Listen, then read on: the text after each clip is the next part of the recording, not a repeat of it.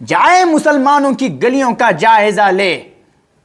آج محبت کے نام پر، دین کے نام پر، غم کے نام پر کیا کچھ نہیں ہو رہا ہے۔ شیعیت رافضیت کا ننگا ناچ ہماری گلیوں میں ہو رہا ہے۔ شیعیت کے طریقے پر چل کر کے مسلمان سینہ کو بھی کر رہا ہے، اپنے گرے بانوں کو پھاڑ رہا ہے، خودکشی کر رہا ہے، علاوہ جلا کر کے اس پر چل کر کے اپنے آپ پر فخر محسوس کر رہا ہے، جبکہ اپنے آپ کو ہلاکت میں ڈالنے کا باعث بن رہا ہے۔ قرآن کہتا ہے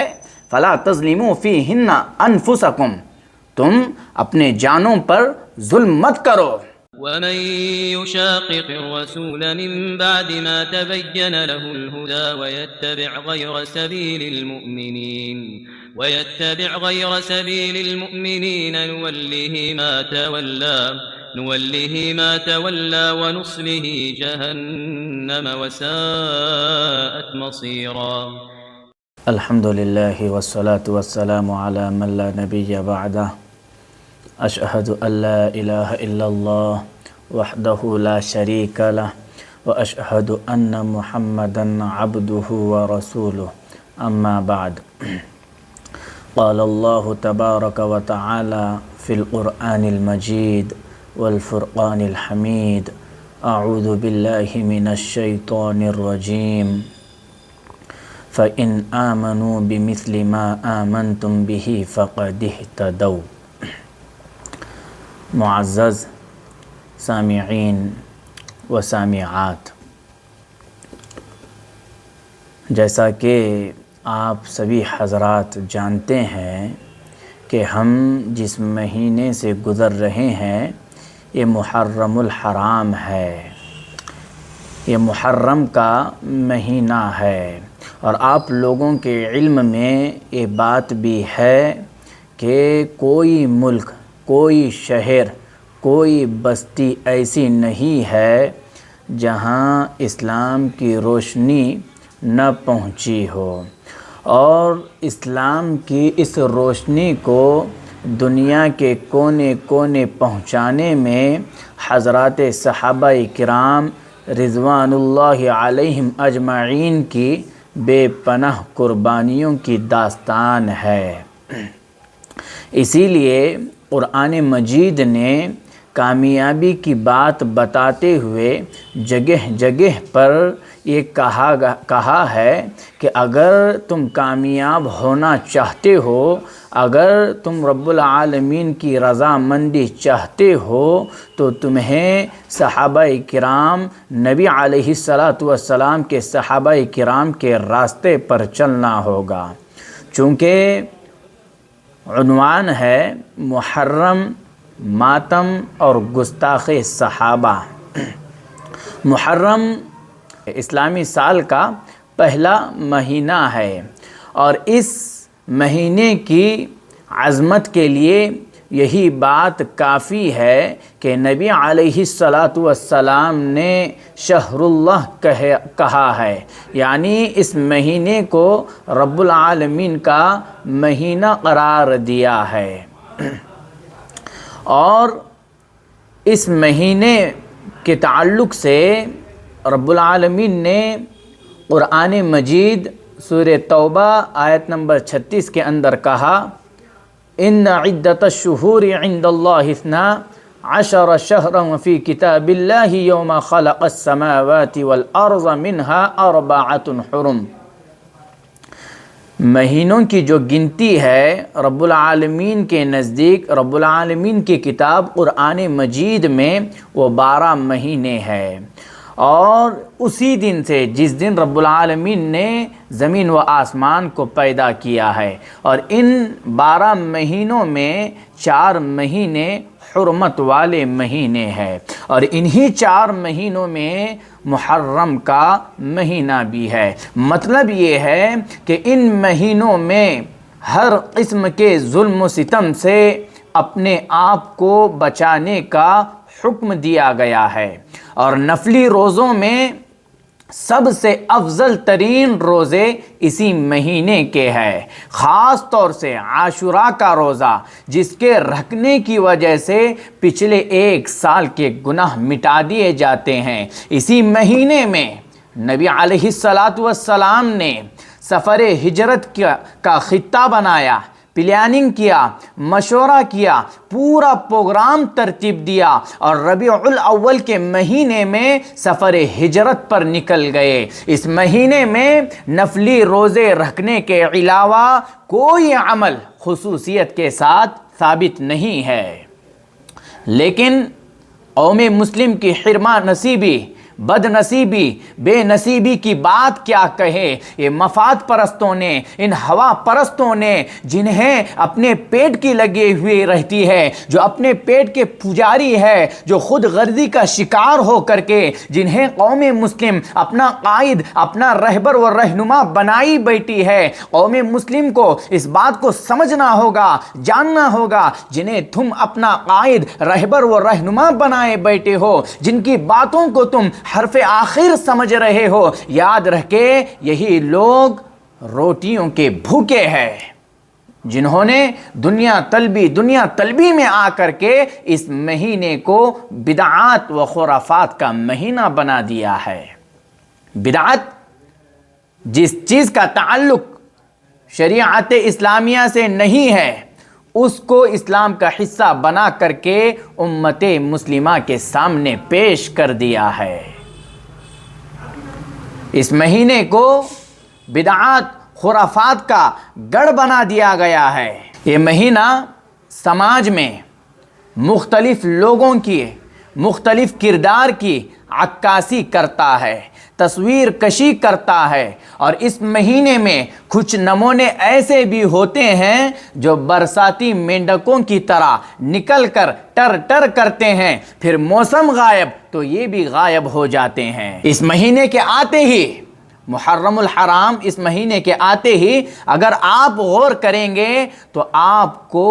مسلمان کہلانے والوں میں 3 طرح کے لوگ مل جائیں گے، 3 قسم کے لوگ مل جائیں گے۔ پہلی قسم لوگوں کی،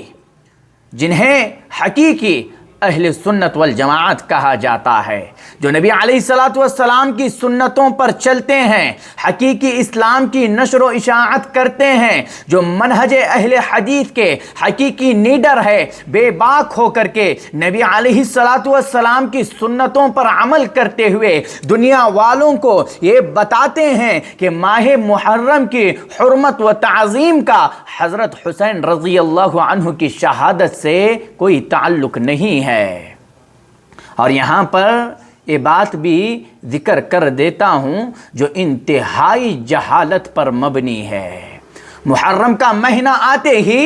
یہ نعرہ بازیاں شروع ہو جاتی ہے، کہتے ہیں کہ اسلام زندہ ہوتا ہے ہر کربلا کے بعد، نعوذ باللہ من ذالک۔ اہل سنت والجماعت اس بات کا رد کرتے ہیں اور بتاتے ہیں کہ اسلام حضرت حسین رضی اللہ عنہ کی شہادت سے کئی عشروں پہلے نبی علیہ السلام کی زندگی میں رب العالمین نے اس اسلام کو مکمل کر دیا ہے۔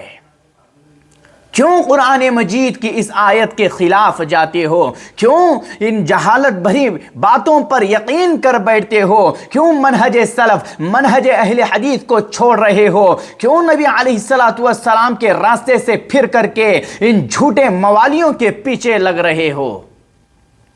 رب کہتا ہے دنیا کا کوئی مولوی، کوئی مفتی، کوئی کتب، کوئی ابدال، کوئی فقیر رب کی اس آیت کو ٹھکرا نہیں سکتا ہے۔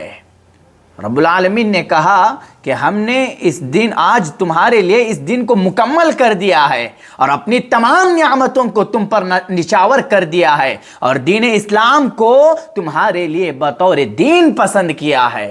سورۃ المائدہ کے اندر رب العالمین نے کہا الیوم اکملت لکم دینکم واتممت علیکم نعمتی ورضیت لکم الاسلام دینا۔ اور جو لوگ اس اسلام کو، اس دین کو مکمل مانتے ہیں اور اس پر عمل کرتے ہیں، وہی اہل سنت والجماعت میں سے ہے، اور یہی لوگ ہیں جو ایک دوسرے کے خون کی حفاظت کرتے ہیں، ایک دوسرے کے مال کی حفاظت کرتے ہیں، ایک دوسرے کی جان کی عزت و آبرو کی حفاظت کرتے ہیں، یہ مہینہ مجھے اور آپ کو غیبت سے بچاتا ہے، چغلی سے بچاتا ہے، لوگوں کے پیچھے پیٹھ پیچھے حضرات صحابہ اکرام کی زندگیوں کو داغدار کرنا یا سر عام محفلوں میں حضرات صحابہ اکرام پر طعن و تشنیع کرنا،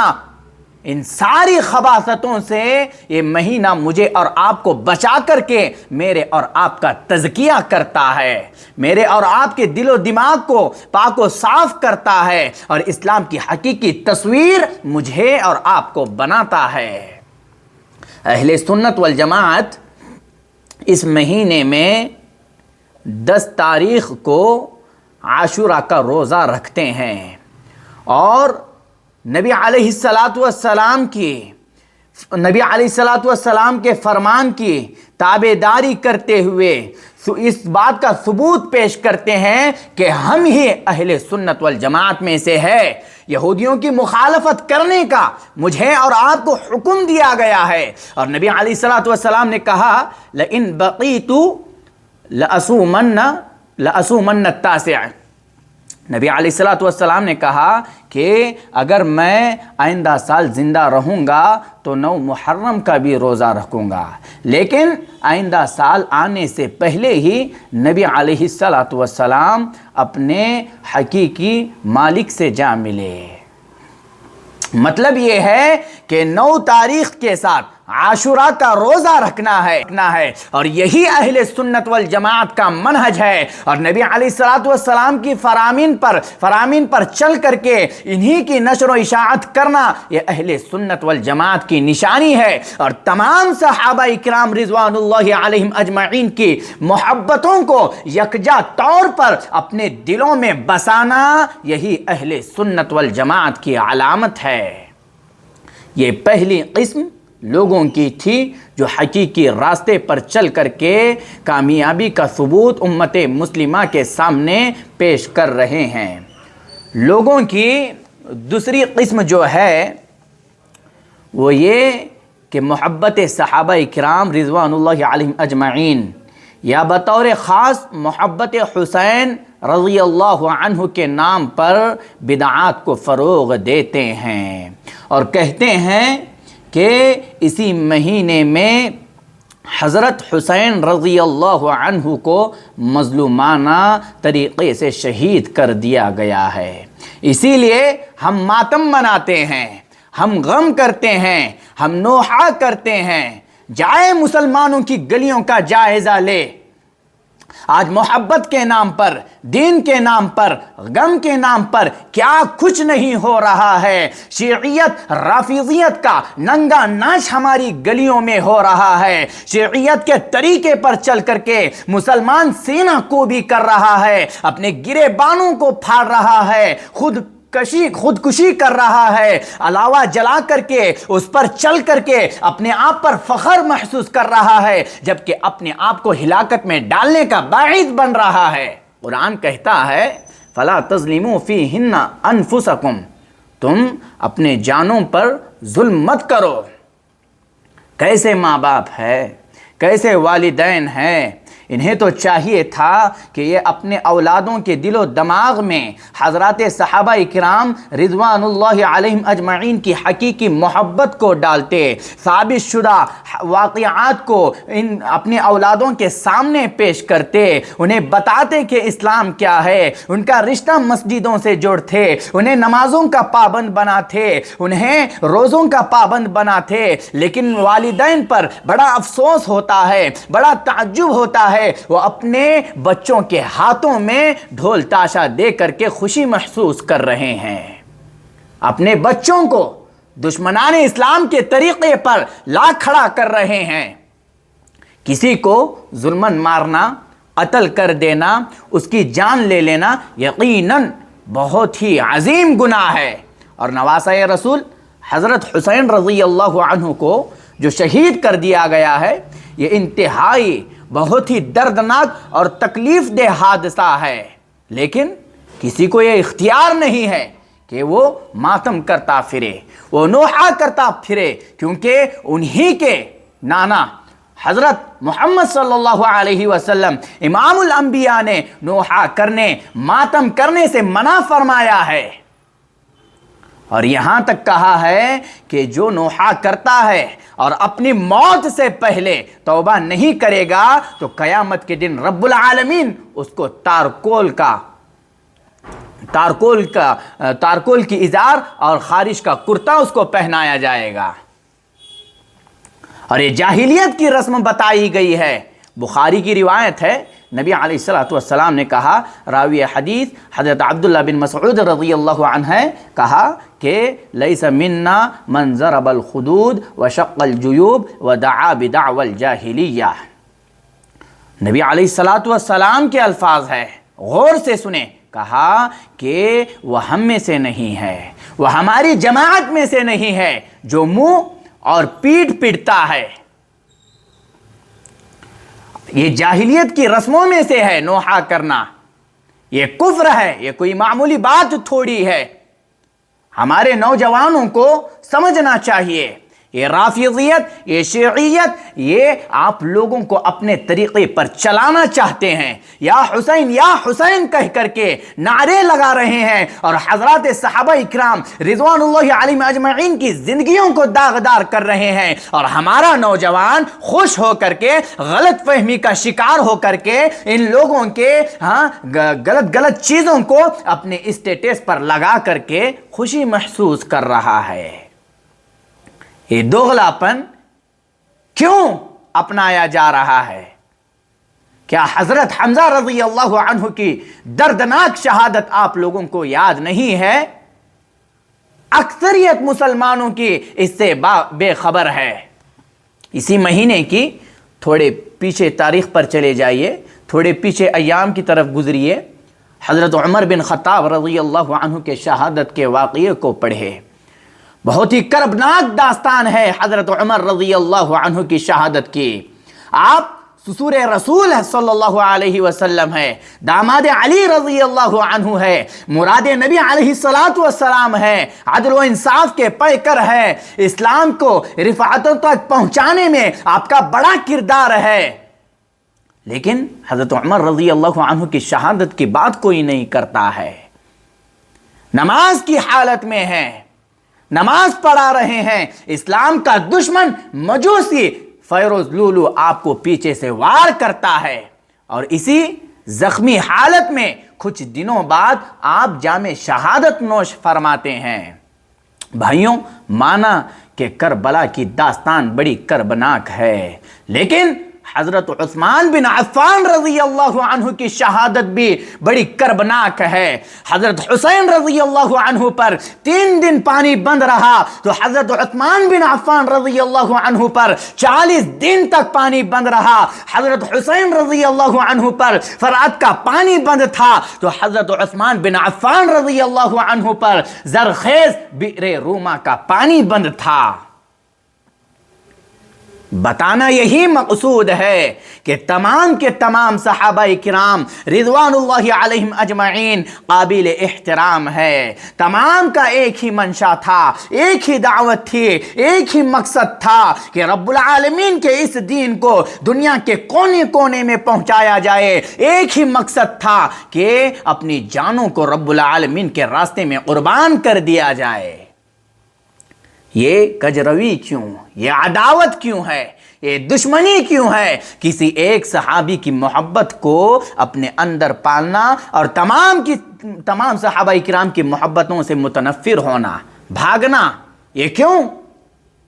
اگر آپ حضرات صحابہ کرام رضوان اللہ علیہم اجمعین کے شہادت کے واقعات کو پڑھیں گے تو آپ کے آنکھوں سے آنسوؤں کا سیلاب بھر آ جائے گا، آپ کے آنکھوں سے آنسوؤں کا سیلاب بھر آئے گا۔ نبی علیہ السلام کی زندگی میں کئی صحابہ اکرام شہید ہوئے،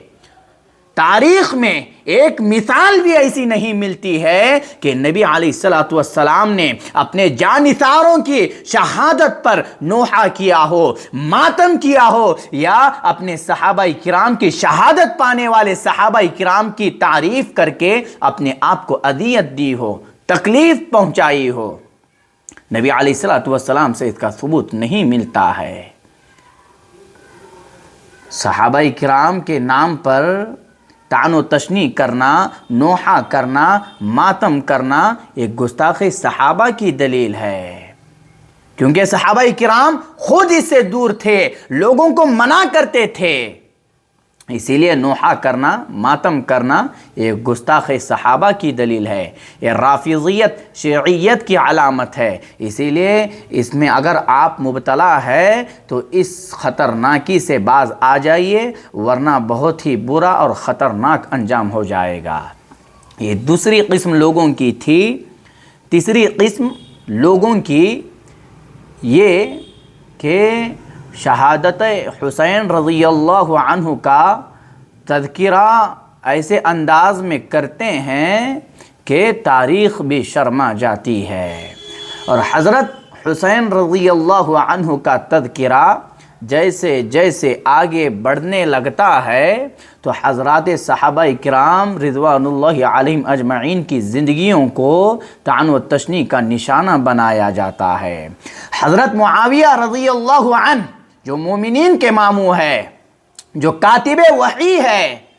ان کی زندگی پر طعن و تشنیع کی جاتی ہے، ان کی زندگی کو نشانہ بنایا جاتا ہے۔ کبھی حضرت عمر رضی اللہ عنہ